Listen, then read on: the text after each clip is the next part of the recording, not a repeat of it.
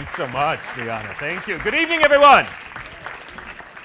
It's great to be back here at Bay Path College and my alma mater, as I always say, since I got an honorary doctorate here. This time we're talking about opera. And indeed, you asked, what's the opera? Well, there are many, many operas, because we aren't doing one big opera this weekend with our Springfield Symphony Concert. We're doing lots of different things from lots of different operas. And indeed, this evening we have three singers with us who will be singing some of the pieces that will be on the concert this weekend, maybe something that isn't on the concert this weekend. And unfortunately, because it is this time of the year, we had two other singers who were hoping to be with us tonight, but they are stuck in airports somewhere in between the Midwest and here. But hopefully they'll arrive here by tomorrow so we can rehearse and do the concert this weekend. So, opera. Everything about it is bigger than life. And, the thing about it is that, we sort of say this line that when mere words can't express your emotions enough, when just words don't do it, what do? You sing, because that's how we get something bigger, something more dramatic. And indeed, we have lots of that. And I want to get right into the music that you're going to be hearing this evening. But I want to do a little bit of an introduction to the first piece that you're going to be hearing because it has a whole lot to do with this composer's style of writing. The first thing you're going to be hearing tonight is a Wagner aria from Tannhäuser. Now, let's just talk for a moment about Wagner. I hope he is perhaps known to many of you. If not, I'll give you some of the traditional things we say about him. One of those, probably the most important one, is that he expanded the role of the orchestra incredibly in the whole storytelling of an opera.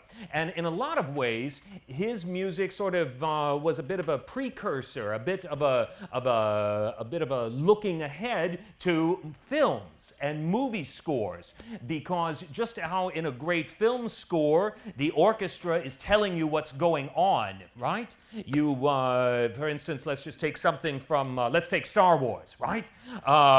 You don't need to actually see Darth Vader. All you have to do is hear bum bum bum bum be dum, and you know that something has to do with the bad guy. Okay, so let's get back to Wagner and see what he does. The aria that we're going to be hearing is from the beginning of the second act, and it is sung by the heroine of the opera, Elisabeth. Now, let's get you into where she is at this point. The man she's in love with, Tannhäuser, had some time before lost a song contest.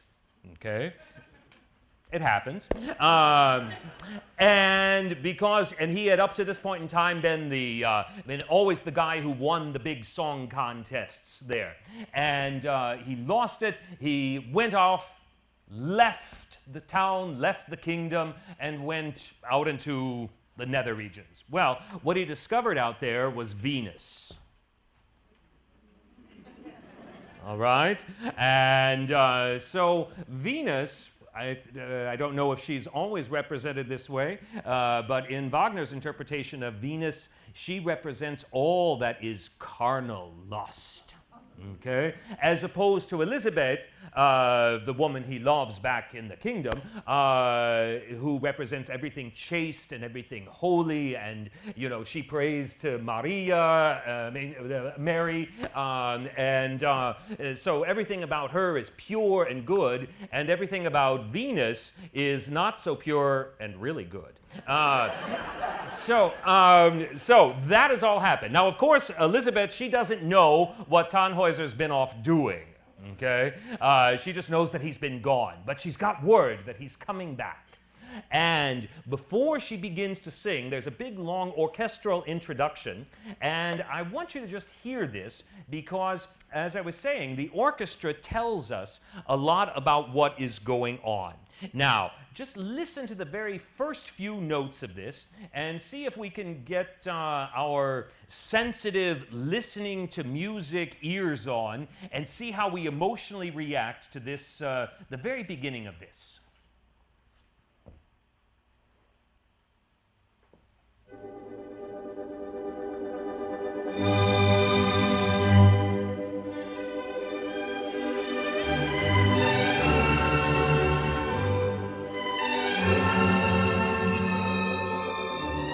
All right, so what kind of, I just want some reactions. What kind of things does that make you feel? Does that make you think of? Anybody, please raise a hand. Anxious. Oh, that's a good one. Yes, ma'am. Anticipating, precisely. Yes, ma'am. Excited. That is absolutely right. She is anticipating his return. She's excited about it. She's a little anxious because she doesn't know what he's been doing while she's been gone. Okay, very good. Now, if we just continue on with the music just a little bit, it sort of just plays out this whole feeling of expectation going on.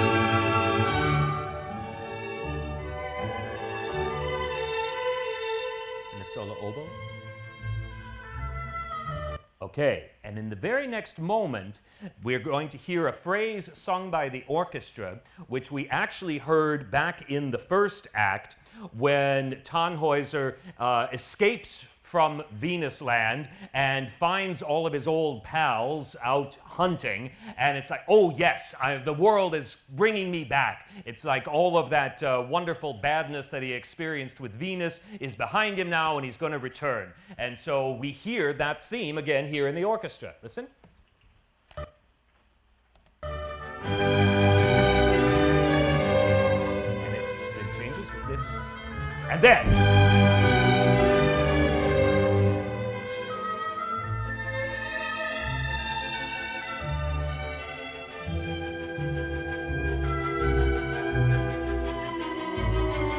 strings.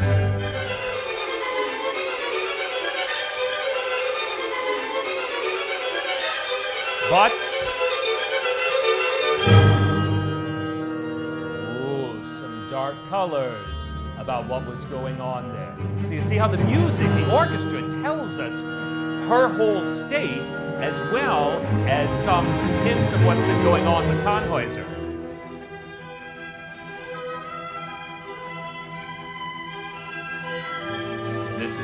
Foreshadowing of some of the music you're going to hear in the actual aria.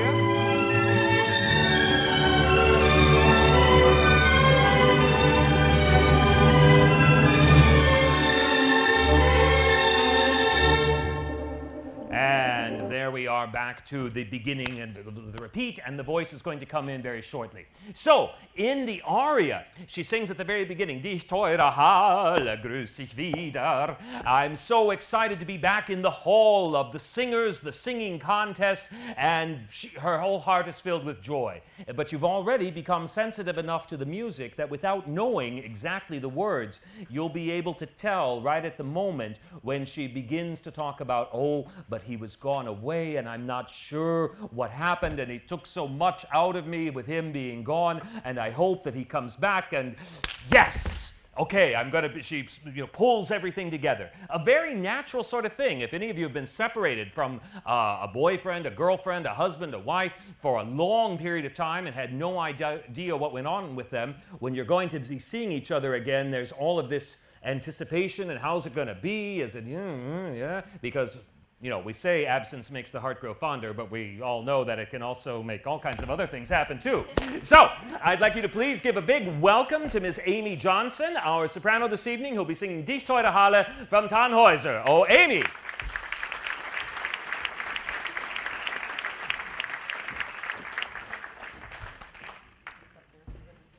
And you'll just have to deal with my 10 fingers on the piano instead of the Bavarian State Orchestra. So.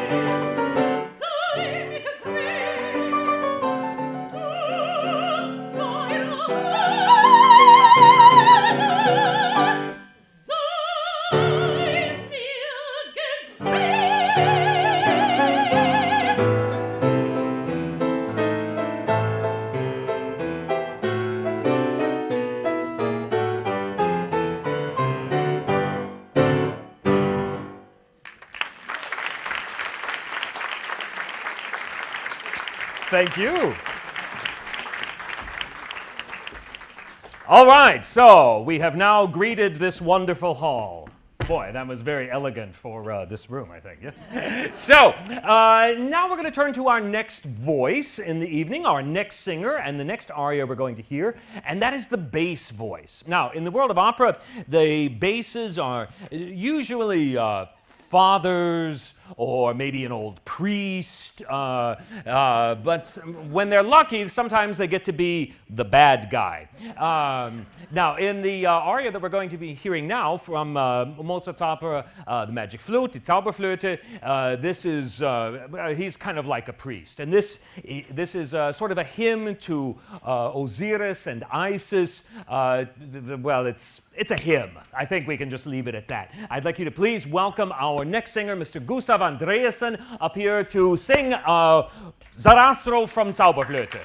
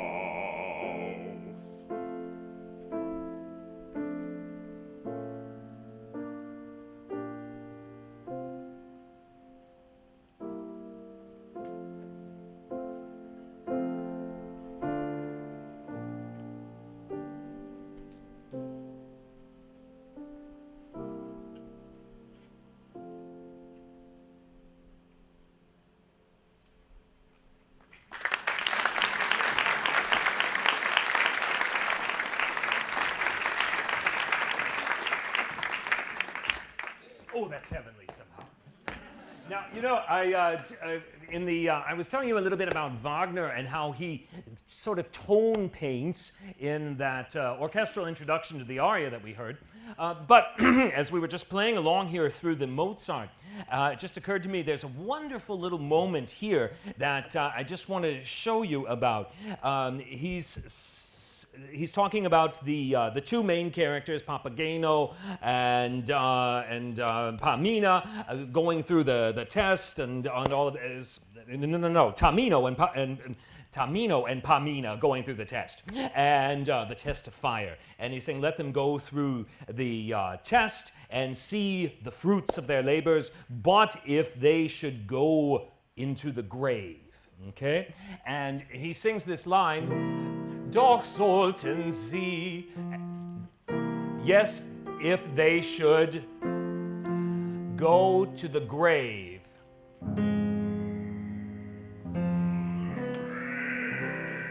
Sing that. Yeah. Sing Doch sollten sie. Yeah, it's from there. Yeah.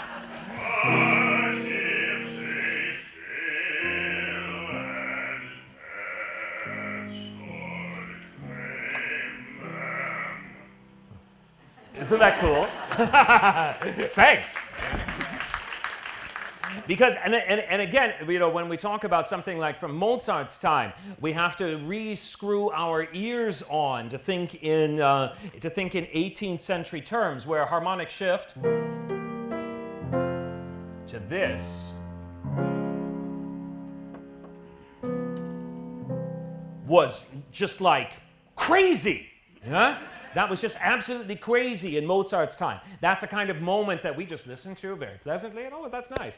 But in Mozart's time, that would have been like a big, sort of like a fist in your gut. It's such a dramatic change. Well, we're going to stay with Mozart when we go to our next singer that we're going to be hearing. His name's Vernon Hartmann, and we're going to be going to the Marriage of Figaro.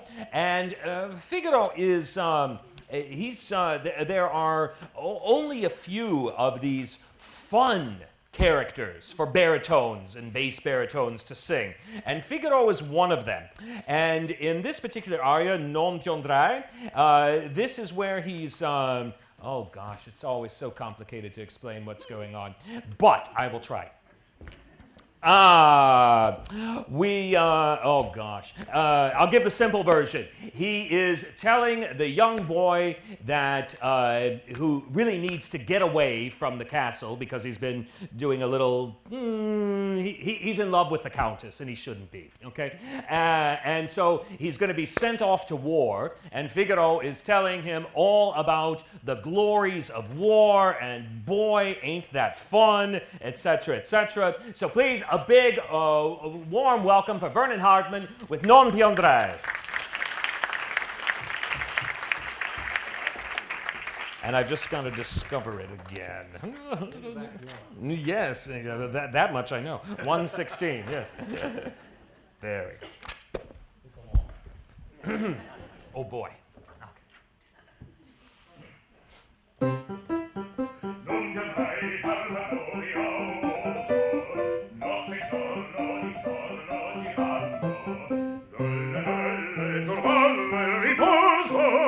Narcisetto ad uncino d'amor, dalle valle turbando il riposo, Narcisetto ad uncino d'amor.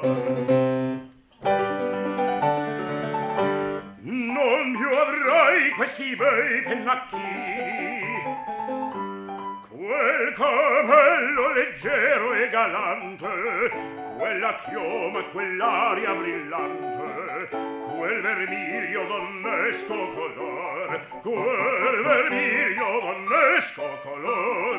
Non piangrai quei pennacchini, quel capello, quella chioma, quell'aria brillante.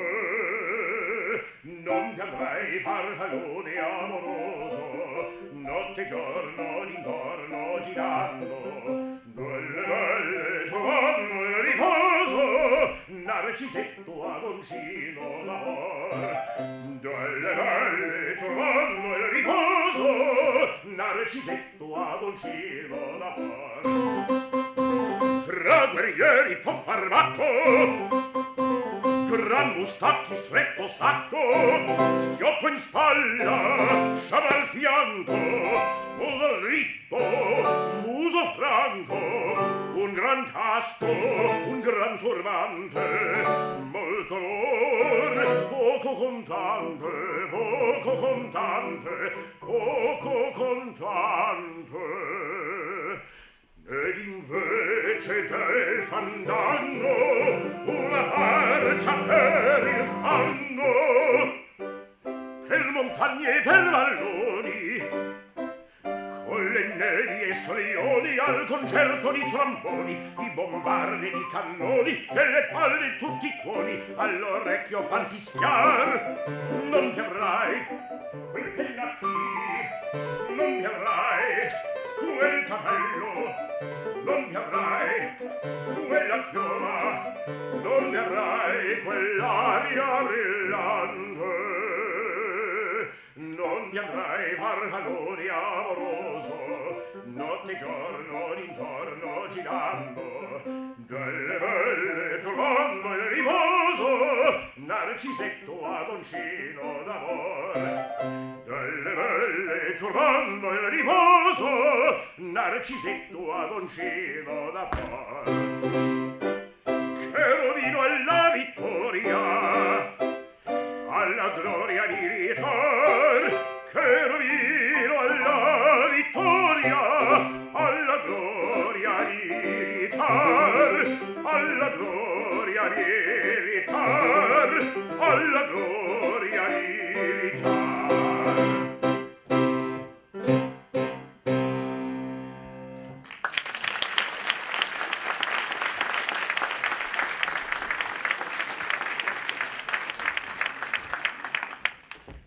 Change of the spectacles. All right, good. There we go. So, it's great to have you all here tonight with me. It's really fun and to get a chance to talk about the things that we do together all the time. And just by way of brief introduction, Gustav and I first met, I guess about 11, 12, no, that must be more like about 13 years ago. 1999, okay, how long ago is that? I don't know. Oh, well, it's a while. Right. It's longer than it should be. Yeah. And working together at the Deutsche Oper am Rhein in Düsseldorf, and I think we met in a hallway one time in between rehearsals. Yeah, and we were speaking German to each other, and we went, wait a minute. Why are we doing this? Right. And so then we switched to the mother tongue, yes, the Muttersprache. And Amy and Vernon are also husband and wife, in spite of having different last names. And does that come as a surprise to you? Yeah. Okay, I told you. I forgot to tell you beforehand. Anyway, and we started working together. I guess it was almost 2 years ago now, right?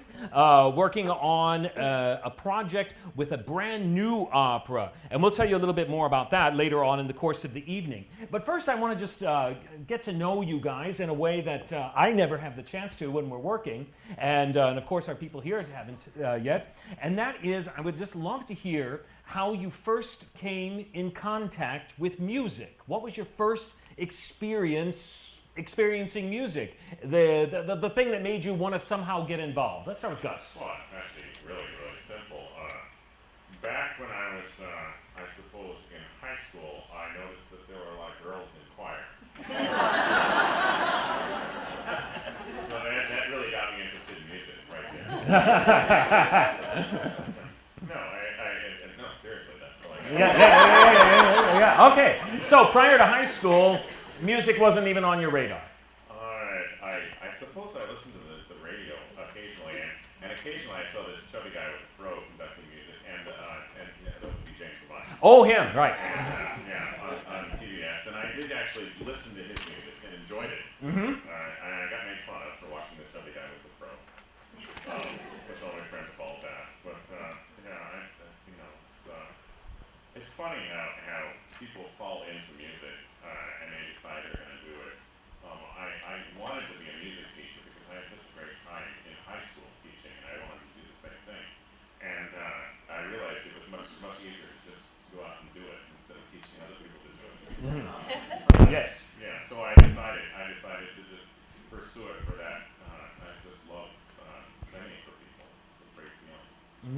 Amy? First exposure. Yeah. There was a very good amateur choral group in the small town in Iowa where I was raised, and they did musicals every year. And going back, they did them quite well. I've listened to some of the old recordings. And when they did The Sound of Music, I was too young to be one of the kids, and my second cousin was the littlest kid at like 4 or 5. Oh. So I was sitting in the balcony at 3 going, I could do that. And it sort of snowballed from there, but I was very much interested in musical theater and knew nothing of opera, and that was a slower conversion. So for you it was really first musicals, for you it was first choral music, right? By the way, we didn't get where you're from. I grew up in Portland, Oregon. Portland, Oregon. Okay, fine. And then when did you start taking on roles yourself? When did you have the opportunity to show that you could do it better than that second cousin? Many years later. Yeah? Yeah, it wasn't really full roles. Mm-hmm. Would have been master's program. Okay. So you weren't doing musical principal roles then in school or anything yet?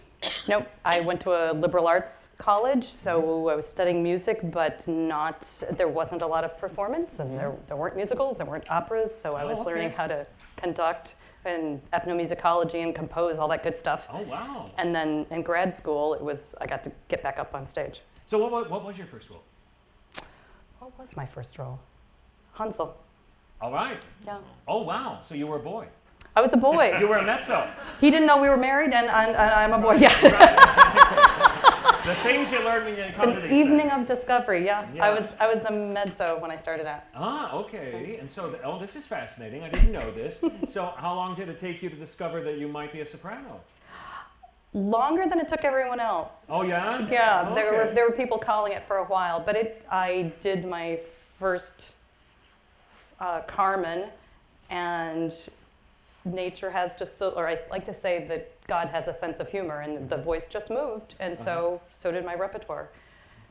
Oh, So okay. 6 months later, a year later, it was Madame Butterfly.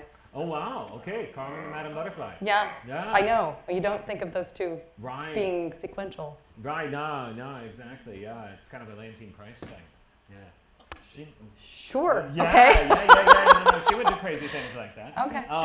She has a great Carmen recording, by the way. Sure. I love it. What was your first role?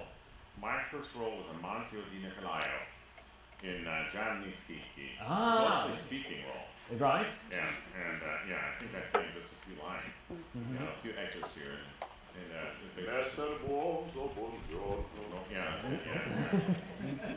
And Vernon, so how did you first discover coming into contact with music, etc.? Well, music and opera are two different things for me, but I was reading music before I could read words. I studied piano, but you never know if you try to Why? play. Why? Because I recovered a fumble and made a sack when I was 15 years old, double compound fractured my right thumb. That was the end of my piano career. Okay, but I want to hear how you came to even playing the piano. Oh, I was taking lessons by the time I was 5. I had Why? a phenomenal Why? I don't know. Did your mom make you? No. Was it your idea? No, I don't know. It just kind of osmosis happened. Okay. They realized I obviously had some sort of affinity for music, but I took theory along with it. By the time I was in the 7th grade, I had college level theory skills, all of which I've forgotten now. But I did have that. My voice changed when I was 10. I was a little bit of a freak. I was shaving and had a larynx sticking out past my chin when I was 11 years old. So I didn't sing. I was walking down the hall of my junior high school, and the choir director saw this guy with a beard and this larynx sticking out, and he said, "What's your name, son?" And I had a voice like this, and I told him, and he said, "You're in the choir." He didn't know, by then, not only had I been a musician all my life, but I was also a professional drummer in the Dallas, Texas Musicians Union when I was something like 12 or 13, and getting paid. So That's nice. yeah, it's very nice. I'm still waiting for the next better payday, but It's a slow climb. It's a slow climb in the business. yeah, a little bit. But then I've been doing that ever since. I started studying seriously when I was about 15, and the business kind of came to me. Mm-hmm. I'm still in its in its throes and its loathsome toils, I suppose you would say. Vernon also wears another hat as an opera director, as a stage director. We'll hear a little bit more about that later. But let me ask you as well, what was the first role that you did? In musical or opera? Germont in La Traviata. Really? It was the first role I sang in college. The first professional role was one of the little parts in Salome. Uh-huh. So I'm really surprised that none of you guys were doing like, Curly in Oklahoma. Well, not you. But that you weren't doing something like that in high school before you ended up in college. Actually, I did sing the role of Snoopy in You're a Good Man, Charlie Brown. Oh! Great song. It's supper time. It's supper time. I got to dance and everything, Yeah. Is there a video of it? Yes, there is. Can I get a copy? Oh, yeah. Actually, I'm very proud of it. Yeah. Nice. Yeah. Oh, I love that. I'm just amazed that I could actually keep singing when I was running. I have a hard time climbing stairs and singing nowadays. I'm on stage, I'm like, there's stairs. Okay, we've got to climb the stairs. I'm going to be out of breath. But back then, I was hopping and doing the Charleston and all this stuff. And it was a lot easier. I tell you, I need to get on the treadmill. Well, this actually kind of brings me to my next question I want to throw out there, and that it's sort of a finish this sentence kind of question. What is the most difficult thing about singing? Amy, you raised an eyebrow. For you. For me, and I can speak for many of my colleagues, it's all the noise. It's all the other little things that go on, Like? You're keeping track of, what's going on in the orchestra, and did the tenor remember to come in, and is he standing on my dress, and are there wicks on the candles, or am I going to have to, it's multitasking. Mm-hmm. And so it's all of this other stuff. The actual act of producing the sounds in and of itself, not such a big problem. It's all of this other stuff which kind of gets in the way of being able to focus on producing the sounds. Is that what you might say? Or I guess I'm saying that once you get to the performance, it is what it is, and you've done years of toil and training to get there. Right. And you train just like an athlete. I think it's very similar, but it's the unexpected things that can happen in the moment that keep you on your toes. Vernon? To most singers, I think, that are successful at singing, for any substantial period of time, I think it's kind of like a cow giving milk. It's what you do. Really, if you wouldn't get that far if it wasn't something you did through sheer joy and through the fact that it makes you, it fulfills you. It makes you what you are in many ways. The business is very difficult, the travel, the tremendous amount of study time, and I can attest, since I'm certainly the oldest person up here, that when you get past about 40 years old, it takes you 5 times as long to remember things because your brain fills up. And anything I learned before I was 40, I could sing tomorrow, assuming I could still sing it. That aria I just sang, I first learned when I was 18. Which was about 400 years ago. And, but anything I learned past 40, I can't remember at all. I have to go back and look at it. My brain is completely filled up, and that just gets harder and harder. Yeah. But singing is tremendous. It's still a joy, even after 40 years of doing it. Cool. What's the hardest thing, Gus? What do you think? I'd have to say travel after having driven here. Where'd you drive to us from? Cincinnati. From Cincinnati. I left a little before the storm that just hit Cincinnati and closed all the schools. But I guess it's on its way here. So that'll be interesting. For me, the most challenging thing, and it's challenging in many ways, but it's also fulfilling, singing-wise, is the languages, and trying to actually have the language down and understandable to such a point that you're truly conveying the language to the audience. Now, that can be a real challenge when nobody in the audience speaks the language that you're singing.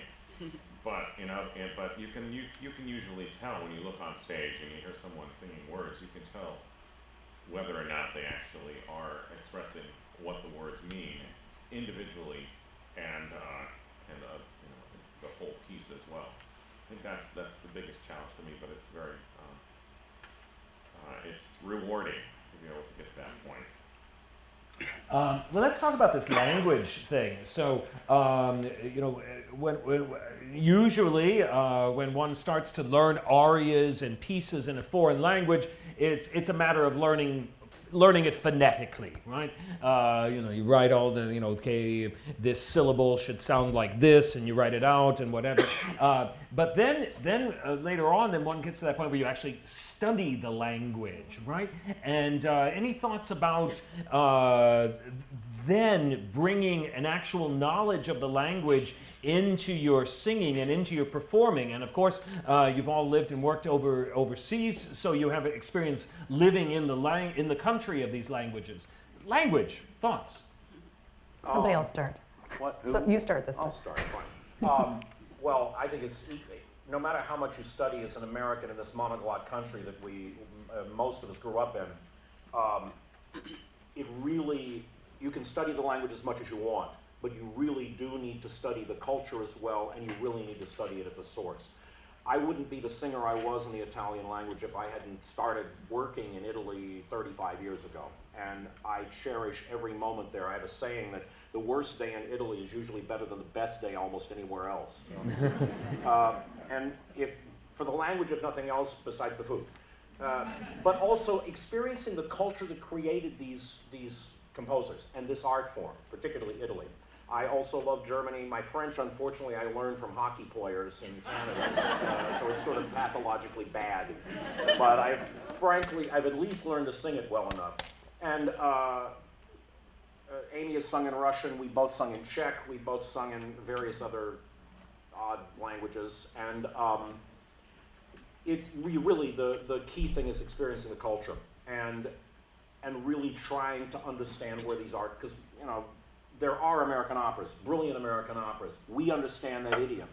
And the challenge to an American singer is being able to match that idiom in the other countries, in Italian repertoire, in German repertoire, in French or Russian repertoire. Well, that's leads a wonderful entree into the Verdi aria that you also have for us this evening. Tell us a little bit about this. Well, this is a historical character, King Philip II of Spain, who was involved in the many, many points of history, including the Spanish Armada and everything else. And this is a point where he is married in another woman named Elizabeth. It's a common name in opera. But it was an arranged marriage, and he realized that she was beautiful and young, and he was graying and older, and he knew from the moment he first met her that she was never going to love him, and that she would never be able to look past his gray hair and his age, no matter how rich and powerful and regal he was sitting there alone in the Escorial Palace in Spain. He obviously didn't know the Beverly Hills Housewives. Guess not. Yeah. It's a different He was on the wrong continent. Let's do it.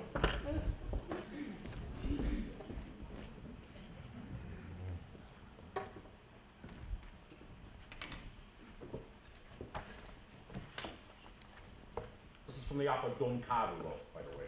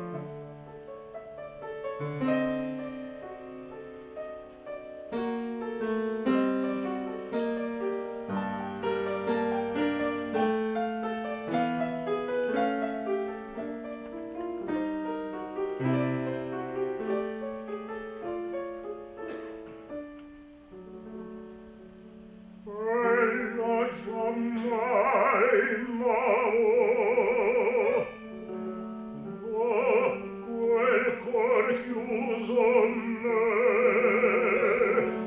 amor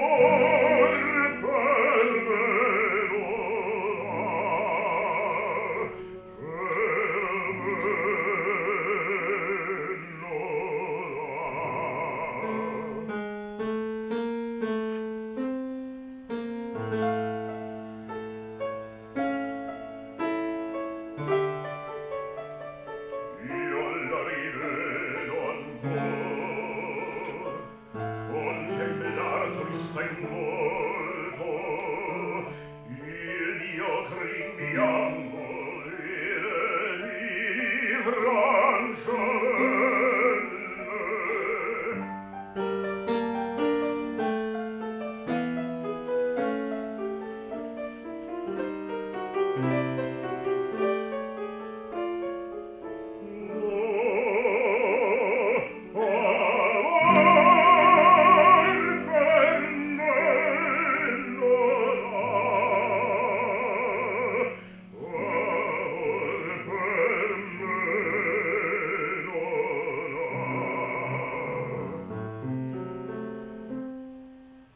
ove son quello più presso al venir l'aurora bianca il mio veol già spunta il dì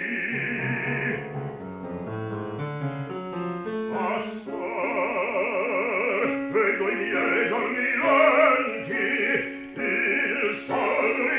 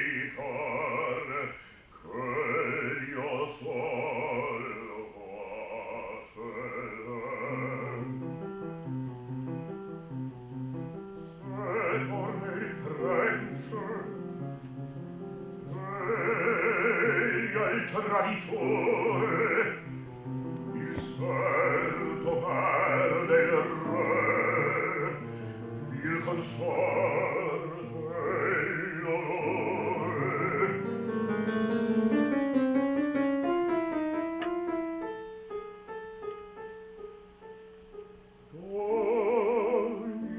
Io sol nel manto mio regal,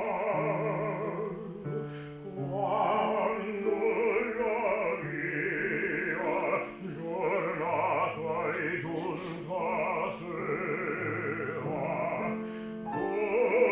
io sol sotto la voltanea, dormio sotto la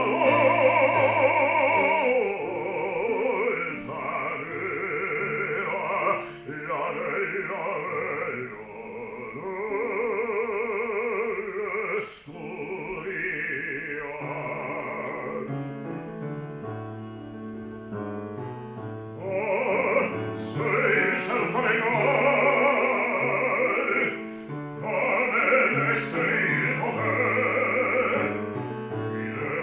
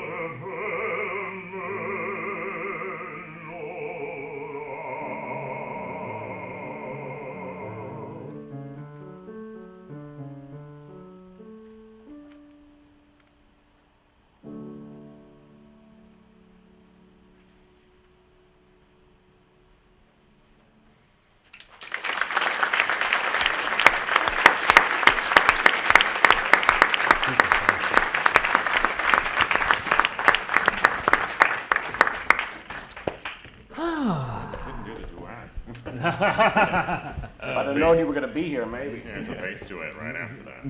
Yeah, as if that wasn't enough. Yeah. It's yeah. the only duet in all of opera between two basses, unless it's Leporello and Don Giovanni. Yeah, pretty much. Yeah. Well, let's just leave for the sake of discussion for just a moment opera. Well, not really leave it, but I'd love to ask you guys to compare it for me, singing opera as opposed to singing concert. And we can include in that opera as a concert, but also oratorios. What are some of the differences that one encounters when, outside of, obviously, you don't have to think about sets and costumes, but there must be some other differences as well. I just did that, actually, a couple weeks ago. I did Hans Saft's, his last aria in a Wagner concert. The first half was concert version with tuxedos, and we stood in the center of the orchestra. We were elevated up, but Oh, nice. and then the second half was all of Act 1 of Valkyrie. Yeah, and it was a special thing. But for the first half, I got there, and the person canceled at the last minute, and so I got there and was just learning music, and so it was a Zistro. So you were jumping in for somebody else who had canceled, just to And clarify. I was thinking it was going to be like, but I was basically on my own stage, and I had an orchestra behind me, a chorus behind me responding to me, and I had to be on stage while they were singing. And so I walked on stage, and I'm like, what am I going to do for the next 5 minutes while they're singing? So all I did was turn around and face them. and everybody was like, that was just amazing. How you just kind of was like, really well. Something I stole from the Tannhauser that we did in Germany. Honestly, it's different when you're holding music. In concerts, oftentimes you're holding music, and so it's like reading a story to somebody almost. Like when I'm reading to my son, I know brown cow, blue bear, something. Blue bear, beautiful baboon, blowing bubbles, biking backwards, black bugs, banana boxes. I got it memorized, but I'm still reading it, and it's so when I'm not playing a character so much when I'm on stage holding music and singing for an audience. When it's memorized, for some reason I turn into the character, and that's more acting than it is singing at that point. I don't think so much, and it's actually a lot easier for me to be in character because I'm not myself. If my zipper's down, it's my character zipper. Nice. And so, as opposed to when you go and sing Verdi Requiem, let's take, right? Yes. You're checking your zipper now. Yes. I knew that. Just thinking of my own rituals before I go on stage. That's always the last thing. That's the last thing you check. Yeah. Right. It looks like I'm adjusting my vest, but really Yes, I'm checking I know. the zipper. Yeah. There was one time I walked on stage and I realized I hadn't done it before I got on stage, and I knew I had to stand up soon, so I checked the zipper. Yeah. Got it down. Well, actually, you just provided me a brilliant entree into another one of the arias that you brought with you tonight, and that's from Faust. Oh, yes. Yeah, tell us a little bit about, apropos, becoming a character. Well, I've played a lot of fathers and kings, but I really enjoyed playing the bad guy. I got to play the devil in, we were doing a different excerpt of Boito's Mephistopheles. I got to play that once before. And I recently just sang Nick Shadow, who is the devil in, The Rake's Progress. The Rake's Progress, thank you. I always want to say Eric Hermanson Soul, which is an opera nobody's heard of. It's amazing how you can just hop into evil and just kind of relish it.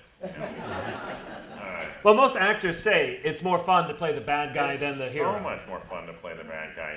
And in this aria, he's actually mocking goodness. So, in context, you realize that he's really mocking this woman who was inside the house and pregnant, most likely, at that point. Right. And he's saying, come on out, why aren't you answering our call? Here we are, your lover is imploring you. Well, there's also an old saying that in opera, the tenor gets the girl, but either the bass or the baritone more often gets to take her home. Point taken.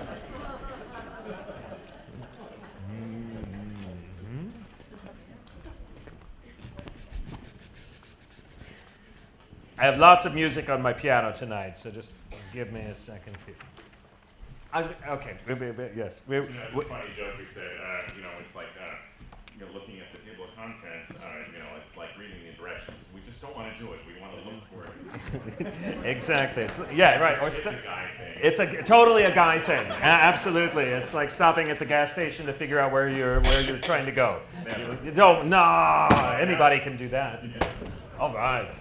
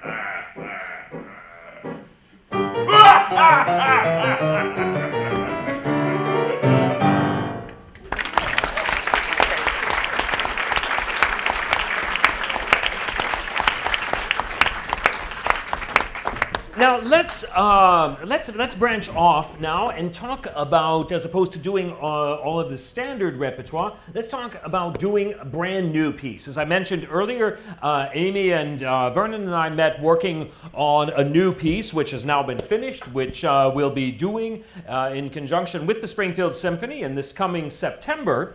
But let's just talk about how it is to approach something that, we'll talk about we don't have a recording of it, and you just have the notes on the page, and you've got the story, and you've got to start to somehow make sense about it. Any thoughts about what that's like? Because it's very different, I think, than working on a standard repertoire piece. You spend a great deal more time in private study than going to a coach, or the first time I was learning new pieces, you can't go to the library, you can't download them. Mm-hmm. But once you get past that initial stage, the greatest joy is to be able to ask the composer, so what did you really mean here? Or I had the pleasure of doing one of Thea Musgrave's premieres, and she would say, "Oh, darling, we'll just change it." Yeah. And I keep thinking, did anybody do that with Mozart? And I have a couple of requests if they had. Right. You get in the time machine and go back. Yeah. So, let's change that for Farrell. Yeah, and so each role really through the rehearsal process became tailored to the person in the premiere, and that makes me wonder with Mozart and the singers with whom he worked, how much of us we're taking joy in paying for those things all these years later. Yeah. Right. Well, I mean, obviously, Fiordalici, I mean, she has like this insane range of this aria. I mean, is obviously for that woman that had to sing it, right? And I mean, it's because Either that or he hated her. Right. Now, so let's talk specifically just a little bit about the piece that we're going to be doing, the opera, The Garden of Martyrs. Vernon is staging it. Amy is the heroine, the female lead in it, and we're going to be doing an aria from it right now, so you can hear something completely new and different. Try to set up the story of Garden of Martyrs for us. Maybe Vernon, since you're directing it, please. Well, first of all, it's a story that has local connections. It occurred in Western Massachusetts in 1806. It's a true story and it involves historical characters, but it's an incident that actually by about a century predated the same thing happening in Massachusetts to Sacco and Vanzetti. But in this case, it was two Irishmen who were accused falsely, it turned out, of a murder along the banks of the Chicopee River in Wilbraham. And they were jailed in Northampton. They were prosecuted by the state attorney general, who was a historic figure named Sullivan. And they were partially defended by a man named Cheverus, who later became the first Archbishop of Boston. And it's hard to realize, if you live in Western Massachusetts now, that in the 1806, there were no Irishmen and no Catholics west of the Connecticut River. None. Or east of it, between Worcester and out. There were only 1,200 Catholics in Boston. So there was a tremendous amount of bigotry and prejudice, and that is the basis of the story. The two Irishmen were hanged. It becomes a story of redemption. It's based on a historical novel by Michael White, who's a professor at Fairfield University of creative writing. The composer is Eric Sawyer, who is the composer in residence at Amherst College. It's a fascinating project. And the aria that Amy's going to sing, Amy is the wife of one of the accused murderers, mother of his child, and ostensibly pregnant with a second one. And how many months? Ask her. I don't know. We haven't decided. We can ask the composer. You know. Right. Well, I'm just interested if you have to be showing or not. You know. I think not. No, you think not. We're not going to be showing. Okay. No. One thing you do when you're creating a role, to a certain extent, you have to swallow your ego, but also to another extent, it's a great ego boost because you have a great deal of input in what finally becomes the realization of some composer's work. Mm-hmm. It's a great experience. And the aria that we're going to be hearing, where does it fall in the story? Can we set it up? Very early on, Finola comes to speak with the priest and let him know that she intends to go to Northampton and plead for her husband's life, but certainly she wants to see him again, should the plead not be successful. And the priest tries to console her, and she basically is saying, there is no peace to be had with a death that's this tragic, and there is no justice, and please at least go and give him last rites so he can die with his soul being saved. It's just heartbreaking. And so she is actually talking to the priest in this moment. Yeah. Yes? Yep. All right, very good. Vernon has to get out for a rehearsal he has this evening, and so perhaps this is now time for you to hit the road, yes? Perhaps. I will let you do that before your wife sings rather than in the middle. Thank you. Thank you, Vernon.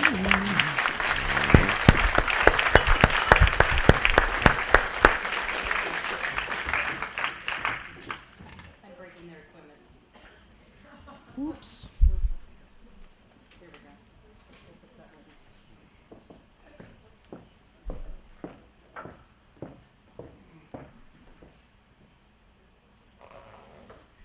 It really is an exit.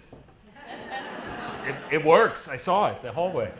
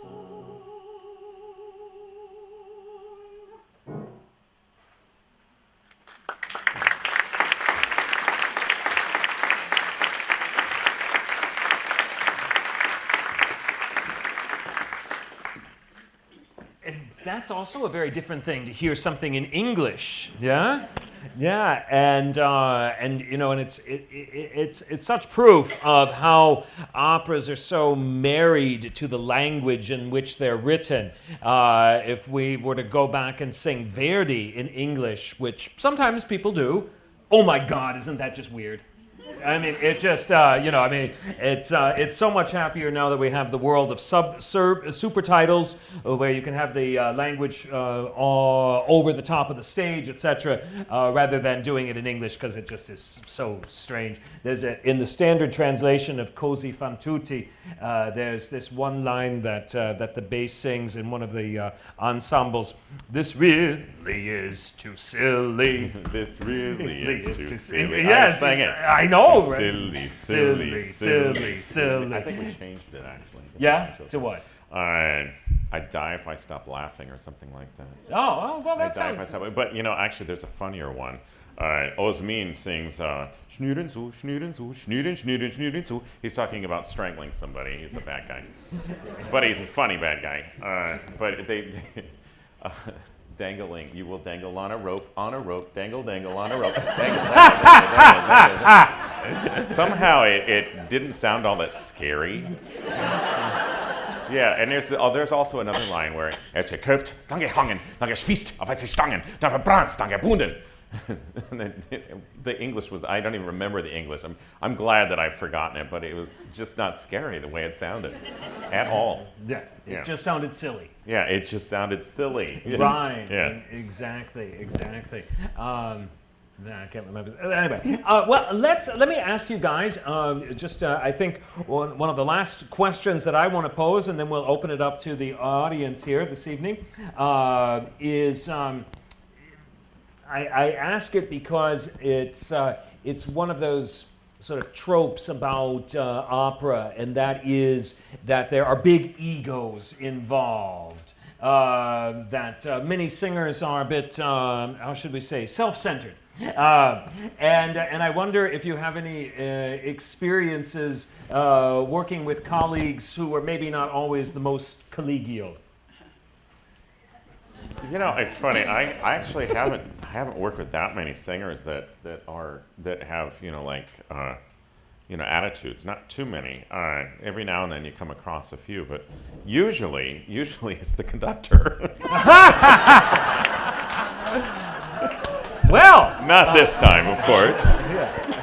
Well, tell me about that. What's that like? Well, I don't know any of these conductors with egos, so I've not run across it myself, but I'm anxious to hear. Yeah. It's funny. No, sometimes a conductor will purposefully make the orchestra play too loud. No. Yeah. Who did that? No, James. I'm sorry. I shouldn't say. No, and then this is that usually people are pretty good colleagues. Mm-hmm. Usually, I came across a makeup artist that had the worst attitude. I was like, why are you even doing this if you are going to be so grumpy and uptight and upset about everything? Mm-hmm. And usually, if somebody's like that, they won't be hired back. Usually by companies. Right. They just won't, unless, of course, they're James Levine. Actually, he did that. He did that to a singer. He had the orchestra just playing ridiculously loud, and she was singing, and it was an outdoor concert. So not only were they playing loud, it was with microphones because it was an outdoor concert, and so. It's all right. It happens, It's life. Amy, do you have any? Probably tenors might come into this category for you.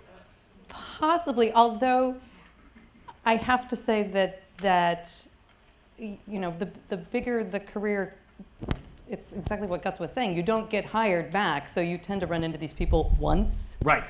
Right. One particular tenor just never, we were doing these love scenes, it was Tosca, never looked at me. You could just tell that he was thinking of the next high note. and then a tenor jumped in. Right. We're now good friends. I met him in the hallway right before we went on, full costume and makeup, and he said, "What do you need? What do you need me to do?" And I said, "Could you just look at me when you're singing?" He said, "Okay, not a problem." And he was brilliant. But overall, the career is too difficult to make it difficult for anyone else. Actually, I had a friend who's a baritone, and when he first started out, I mean, he's doing very, very well, and I'm sure he wouldn't mind if I said his name, but it doesn't matter. He started his career, and he had a big launch, and he was singing a lot and making pretty good money. But he was so frustrated; he'd just get so nervous and scared. He's like, "Why do I have to, deal with makeup? Why do I have to?" He didn't quite understand the collegial aspect of opera, and because of that, a lot of people kind of blacklisted him. They didn't hire him back for a few years, and then he had to sit and think about it for a while and realize that he needed to be more of a colleague. And now he really is singing all over now. Yeah. So this is kind of outside of the real exceptional story. This is more urban legend than reality. Is kind of what you're saying. I'm sure it happens, and if Ferdinand were still here, he could share some interesting stories from the Met, but I would leave that to him to do. There are some difficult sopranos. Mm-hmm. I've read about this. Right, right. Me too, someplace. And the first time I encountered it, because often I don't get to work with other sopranos where, we see each other at the airport, is she's coming in and I'm leaving, that type of thing. And one silly little anecdote is I was doing a role, I had a concert engagement, and I used to work construction in between opera gigs. Most sopranos do. Mm-hmm. So I didn't really look like a diva, so I decided to treat myself to a professional manicure for the first time and had false nails put on. I returned to the rehearsal and said, soprano came over and she said, "Oh, my dear, you've had your nails done." I said, "Yes, I did." And she patted me on the hand and said, "It's so not you." Wow. Right. So there you go. Yeah. And we've never run into each other again. So I'm just corroborating that. Darn. Yeah. I got another story. I was doing an Aida, and the Amneris and the Aida are on stage fighting each other. And this was when the Curse of the Bambino was lifted. On every performance day was another baseball game. And so I would sing the King, and I'd go watch the game. And the Aida was a serious Yankees fan. Mm-hmm. And the Amneris was a serious Boston Red Sox fan. And so throughout all the rehearsals and all the performances, and so our penultimate performance was the last game. Uh-huh. And so it was fascinating how it was being announced, and it was a certain buzz, but that was the definite, yeah. It really helped their performance on stage. I can see this. Well, do we have any questions out here from the audience for any of us here up on stage? And I got really bright lights, so I need to see hands. Yes, sir. I have a quick question. I'd like to know something about the politics of opera. The opera company, Met or whatever, knows that they're going to be doing Carmen next year in July. Do they go looking for you, or do you go looking for them? The question was having to do with the politics of opera. And for instance, a production coming up, does the house go looking for the singer, or does the singer go to the house? Lady and gentlemen. In the case of the Metropolitan Opera, it's usually years in advance. And it works both ways. It's a small enough community that people are talking. We have representatives that do our bidding and talk us up, and they get to be the bad cop so we can come to town and be very nice. So they advocate for us. But it can work both ways. A house can say, we've always wanted to do XYZ, or we wanted to do Carmen, and we want to get her. And thus they'll plan it. But more often than not, it's an agent advocating for a singer. But it depends. You develop a relationship, and so then they say, "Man, it was great working with him. Let's figure out what else do you sing. What do you want to sing? What's on your wish list?" And that's ideal. Well, it's kind of both, most opera companies will have auditions, that people come into, and so, that's, I guess, would be the singer going to the person, going to the opera house, and also at the same time, they send out people, the big opera houses, they're always going and looking at other opera houses and seeing, who's the new people coming on the scene, looking for voices. So it's really a combination of both of these things, I would say. Yeah? Another question? Yes, sir.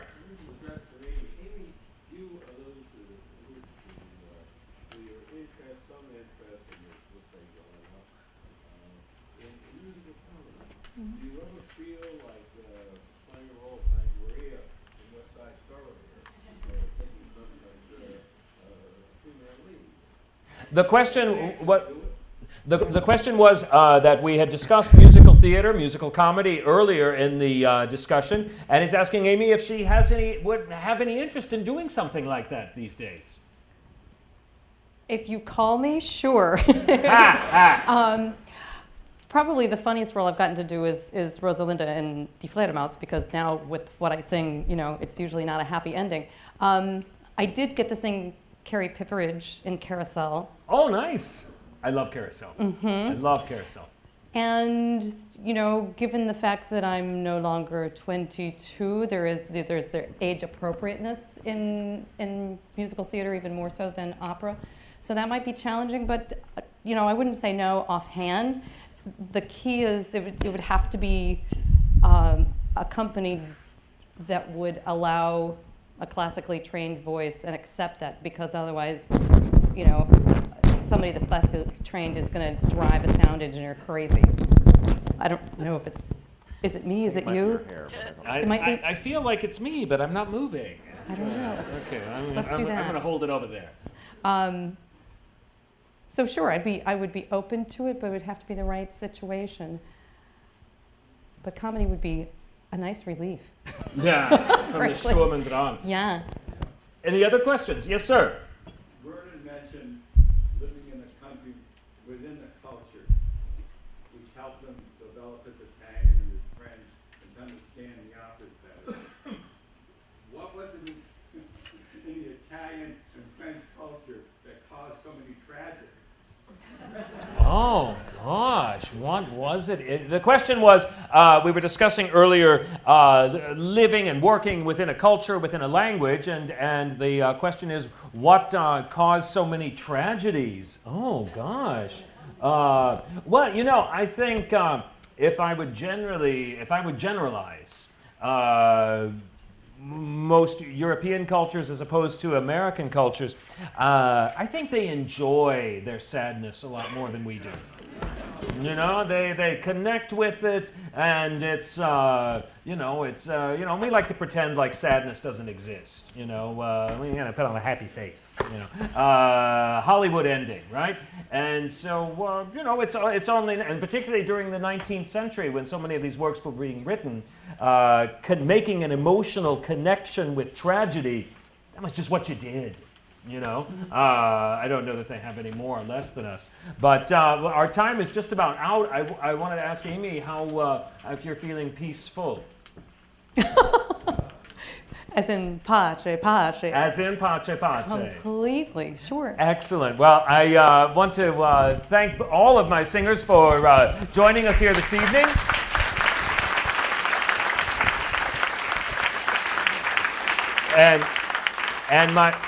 And my little question to Amy was if she still was feeling good, because it's been a long evening, to sing one final aria for you to close out the evening. It's from Verdi's opera La Forza del Destino, The Force of Destiny. The aria is Parce, Pace, Peace, Peace. Why she needs peace? Oh my God, is that a long story? Just suffice it to say, she's had a lot of tragedy and she's looking for relief. Yeah.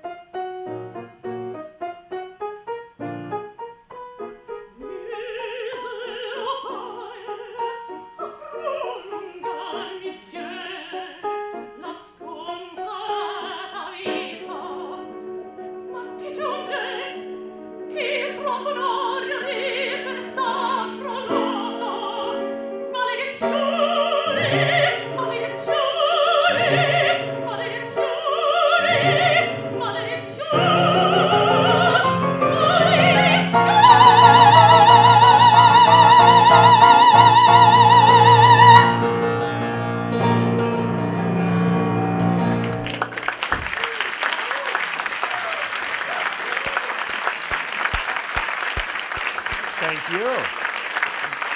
Thank you.